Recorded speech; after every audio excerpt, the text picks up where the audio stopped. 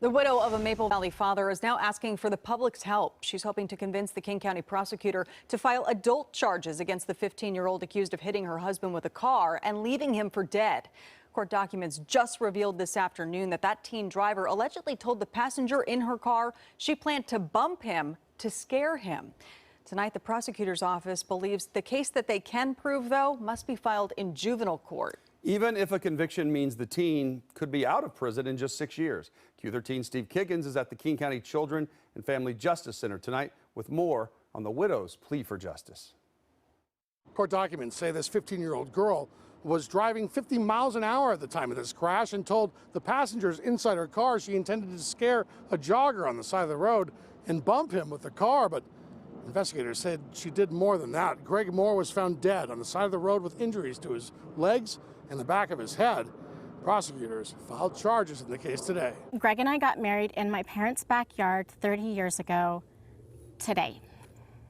Instead of celebrating with him, I am here alone in this world without my partner. Michelle Moore lost her husband, 53-year-old Greg Moore, back in July. He was jogging near Maple Valley when police say he was struck by a hit-and-run driver along Southeast 216th Street. A cross bearing his name and a pair of running shoes memorialize what happened here, so does endless heartache for his family. This is a very different anniversary than what I had planned. Michelle spent weeks wondering who could have left Greg to die, only to learn investigators arrested a 15-year-old girl in the case. Charging documents identify the suspect as Kasama Smith. Investigators say Kasama's godmother told police on September 7th the girl may have been driving her Toyota at the time of the hit and run. Kasama's father turned her into SeaTac police 2 days later. We understand that people are frustrated with us.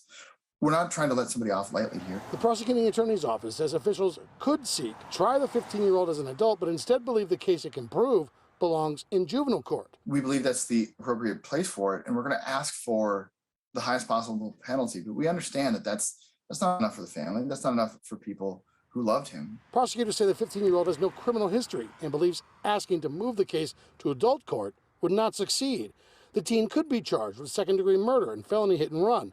Even so, a conviction as a child means the teen could be out of prison by her 21st birthday.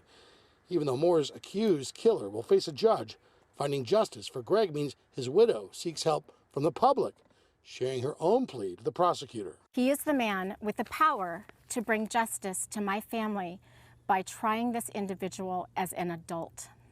She knew what she did was wrong. 16 and 17-year-olds who are charged with murder in our state are automatically charged as adults, but those who find themselves in similar circumstances and who are younger, they are not. And even if those cases find their way outside the juvenile justice system, those judges, they have the discretion to impose sentencing as if they were still in that juvenile justice system.